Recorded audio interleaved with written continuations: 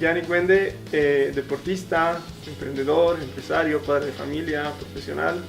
Bienvenido al programa segundo de Subo. Contanos un poco cómo es el día a día que has tenido para llegar a ser campeón nacional de downhill, poner una ONG de protección al Valle de las Ánimas y bueno, otras tantas cosas interesantes que tienes. Gracias Andrés, gracias por la invitación. Bueno, el día a día creo que se puede basar en una palabra que es persistencia básicamente, ¿no? Ha habido todo tipo de etapas en el medio, pero creo que la constante siempre ha sido un poco de persistencia, un poco de pasión hacia lograr los objetivos que a veces no te los planteas como tales, pero van surgiendo en el camino y vas dándote cuenta de qué es lo que te apasiona, qué es lo que te mueve y qué es lo que apuntas a hacer, ¿no? ¿A qué edad empiezas con el downhill? ¿Cómo empiezas con el downhill? El ciclismo ha sido parte de mi vida, básicamente toda mi vida. Empecé a manejar bici a los 3 años, empecé a competir a los 5, 6 con el bicicross y después tenía como que síndrome del hermano menor, seguía mucho a mi hermano mayor, Lucas, y Lucas empezó con lo que es el ciclismo en montaña. No existía el downhill en ese entonces acá en Bolivia, así que empezamos con ciclismo en montaña, que era la gran novedad acá. A eso del 96, 97 tenía más o menos 8 o 9 años y de ahí en adelante empezamos a medio que crear el downhill por nuestra cuenta. Hasta hoy sigo construyendo las pistas, sigo asesorando en ese proceso, pero mi niñez ha sido básicamente pasar tiempo en la montaña construyendo escenarios para practicar el deporte que queríamos hacer. ¿Qué significan las montañas para ti? Las montañas es el icono de mi niñez, el icono de mi juventud y el icono ahora de mi vida. En general, toda mi vida gira alrededor de las montañas, así que es como un lugar donde uno va a despejarse, donde uno va a soñar, donde uno va a encontrarse. Entonces, han tenido mucho significado. Creciendo en La Paz, creo que todo el mundo tiene mucha conexión con las montañas en general, pero teniendo la oportunidad de practicar un deporte en ellas, te acercas un poco más, obviamente, y le tienes un poco más de gusto hacia pasar tiempo ahí, ¿no? Cuando tú mencionas soñar en las montañas, ¿qué es lo que exactamente sueñas para ti, para tu familia, para el país?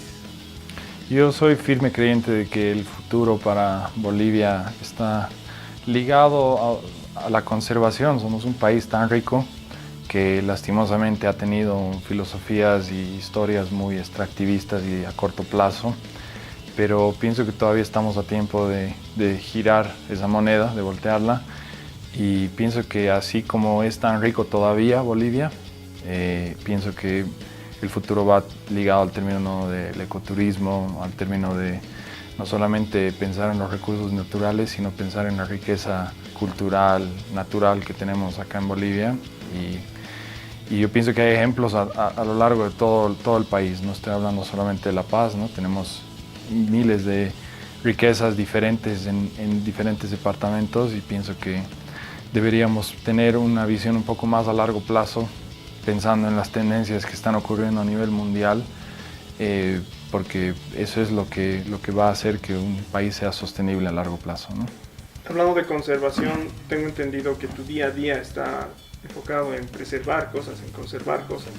Sí, o sea, tenemos la ONG es una consultora en realidad de proyectos ambientales y sí, hemos estado trabajando ya bastantes años primero en proyectos de concientización ambiental y luego eso se traduce a ya más proyectos concretos de consultoría para creación de reservas sostenibles, comunitarias, siempre bien ligado a lo que es la comunidad que existe acá en Bolivia.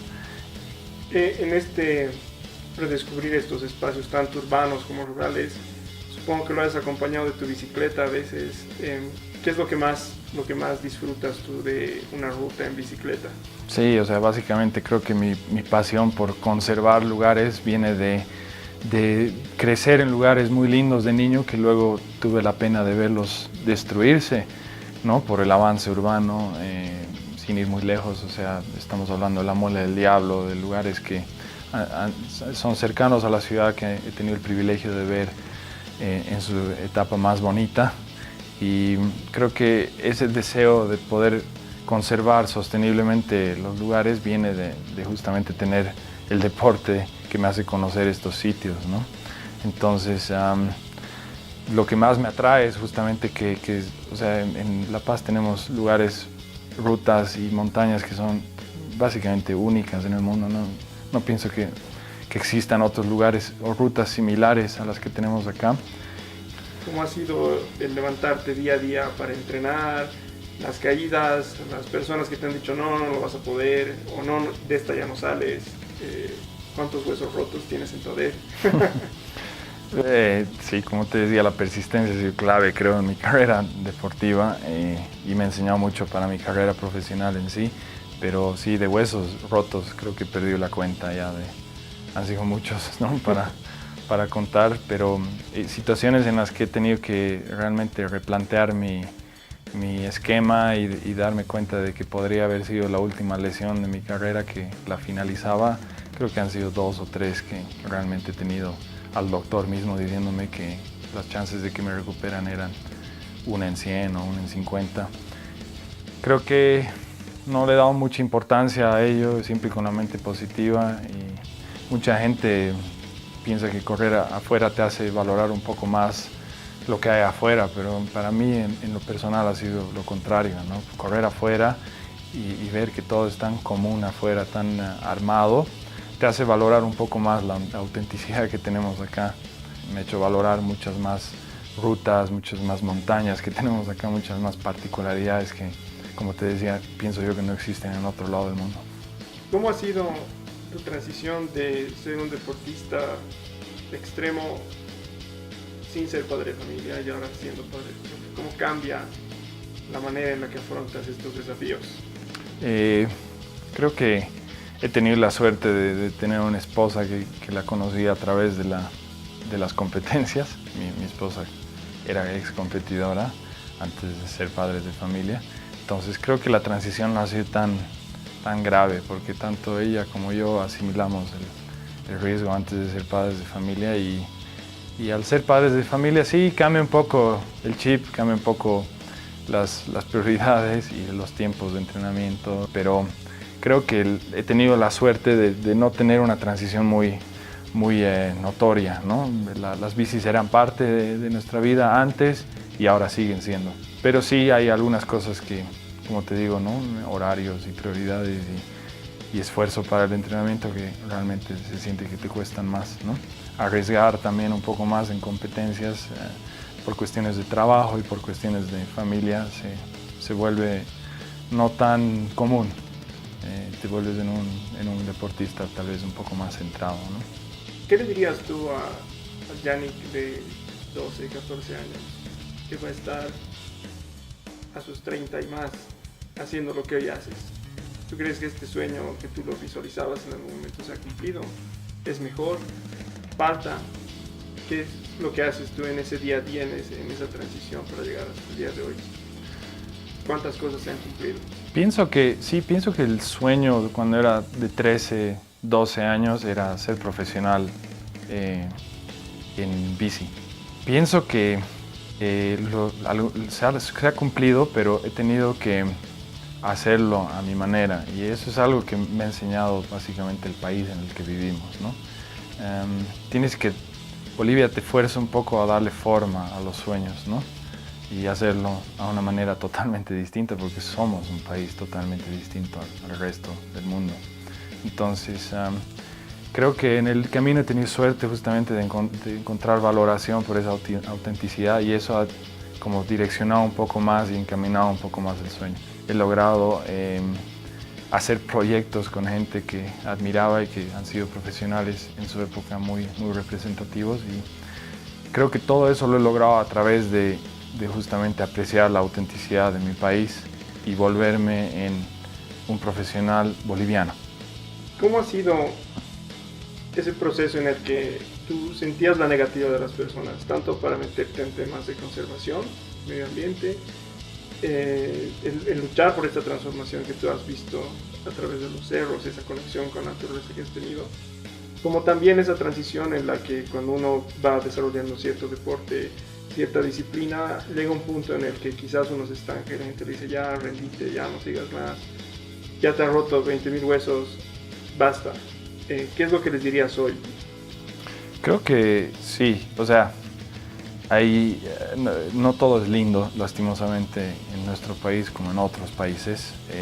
Ha habido, como te digo, casos en los que me he encontrado con cosas sumamente negativas por practicar mi deporte y por ser apasionado por él y apasionado por la conservación de un sitio, y como te decía, ver cosas destruirse en el camino no es nada agradable y nada motivacional, ¿no? Pero pienso que un rol bien importante ha sido mi padre, que siempre me ha apoyado, siempre ha estado detrás de mí sin forzar las cosas, y creo que el apoyo de mi familia en general ha sido básico para lograr encontrar la persistencia. Yo creo que la sensación de tener a tu familia hoy y antes a tu padre conectado y apoyándote en lo que haces te ha dado ciertos síntomas de seguridad, de no tomar quizás algunos pasos en falso. También haber tenido la oportunidad de conocer a los ejemplos, a la gente que te motivaba, los profesionales destacados de aquella época, ha sido también un gran empujón. Esa seguridad hoy día, ¿tú cómo la plasmas? ¿Cómo la transmites a tus hijos? ¿Cómo la transmites a tu familia? Pienso que es importante planificar un poco anticipadamente, ¿no? Si bien mi carrera ha sido exitosa y he tenido altos y bajos en ella, pienso que lo que podría haber cambiado es tal vez planificar un poco más anticipadamente las cosas, con un poco más de visión y con un poco más de creer en nosotros mismos, ¿no? Creo que esa ha sido la barrera más difícil de romper como boliviano, tratando de destacarse en un deporte que era altamente desarrollado en otras partes del mundo. Pienso que creer en nosotros nos hace falta, pero pienso que es una barrera que una vez que la cruzas no hay punto de retorno. ¿Qué le dirías tú a la gente que hoy está tratando de vivir de su pasión, de su deporte, de su arte? ¿Cuál es el elemento clave a ti que te ha permitido llegar? La disciplina, la perseverancia, pero también quizás relacionarte con otras personas que te empujen a seguir soñando en esto. Sí, yo pienso que el mensaje que daría es justamente ese, ¿no? El de creer que todo lo que sale de Bolivia es auténtico, ¿no? Y no necesariamente el camino que ves globalizado es el correcto. A veces, como te digo, toca reformar las cosas a tu estilo o al estilo que tengas a disposición por estar en Bolivia. Entonces, pienso que el término de pensar fuera de la caja es algo fundamental para gente que quiere perseguir una pasión. No basta con pasión, necesitas pensar un poco fuera de la caja, y eso en Bolivia es fácil porque somos un país que vive básicamente fuera de la caja. Las reglas son muy variables y eso es lo que al final creo que nos puede convertir en únicos, en auténticos.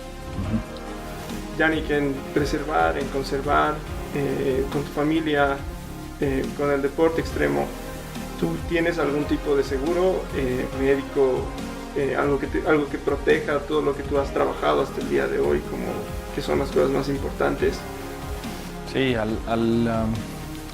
al estar en riesgo constante en mi deporte y al haber contado con diferentes lesiones a lo largo de mi carrera, tanto mi padre como yo nos dimos cuenta de que era vital tener un seguro y hemos estado trabajando siempre con esa seguridad. Mi papá siempre me ha transmitido la importancia de tener esa seguridad como familiar mío, especialmente a la hora de correr en el extranjero o de correr en una competencia de alto riesgo acá. En la parte de atrás de tu cabeza al final te ayuda a mejorar un poco tu confianza y tu seguridad y tener un problema más de menos, ¿no? Vamos a pasar ahora a una parte de la entrevista que es un poco más íntima, así que esperamos tus respuestas que sean de la manera más fluida, más sincera, y si quieres explayarte en alguno de los temas, abierto. Buenísimo. ¿Vale? ¿Política o religión? Ninguno. ¿Observar o pensar? Observar. ¿Videojuegos o película? Película. ¿Pizza o fricasé? Fricasé. ¿Comer o dormir? Creo que comer. ¿Cumbia o reggaetón? Cumbia. ¿Héroe o villano? Héroe. ¿Gato o perro? Perro. ¿Ascenso o descenso? Definitivamente descenso. ¿Día o noche? Día. ¿Música o cine? Música. ¿Solo o en equipo? Solo. ¿Ficción o realidad? Realidad. ¿Futuro o pasado? Futuro. ¿BMX o descenso? Los dos. Los dos. Sí. Tengo una más por aquí. ¿Activista o pacifista? Activista. ¿Relación o soltero? Depende en qué época de tu vida estás, pero ahora relación. Perfecto. La última, ¿cantar o bailar? Creo que soy definitivamente pésimo en ambos, pero bailar tal vez. Gracias, Yannick. Sí. Yannick, muchas gracias por estar en el segundo episodio de Subo. La última pregunta es, ¿por qué has decidido quedarte acá? ¿Por qué no irte a través del deporte, de la conservación? ¿Por qué quedarte a seguir soñando en este país? Creo que vuelvo a lo que te contaba antes, ¿no? Que en mi caso ha sido muy distinto salir afuera a correr. Y creo que mucha gente se pierde cuando sale del país y empieza a ver las cualidades que hay en los otros sistemas de vida, por así decirlo. En mi caso ha sido similar. Uno siempre piensa en las cosas que hay mejores afuera, pero en mi caso siempre he pensado que esas cosas buenas que ves aplicadas a lo que tenemos acá podrían ser incluso 1000 veces mejores, ¿no? Pienso que aquí en Bolivia gozamos del beneficio de la libertad, y creo que con mi acercamiento a la montaña y acercamiento a la naturaleza en general es eso lo que busco, ¿no? Siempre libertad, y pienso que la libertad mezclada con la autenticidad que tenemos acá es lo que siempre me ha hecho pensar y replicar las cosas que he visto afuera, aplicadas acá. Pienso que pueden, como te digo, ser mucho más potentes, y ese es el sueño que persigo en sí. Muchas gracias, Yannick. Infinitamente agradecido por haber compartido tu testimonio con las personas, y hasta en otra oportunidad. Muchas gracias, Andrés.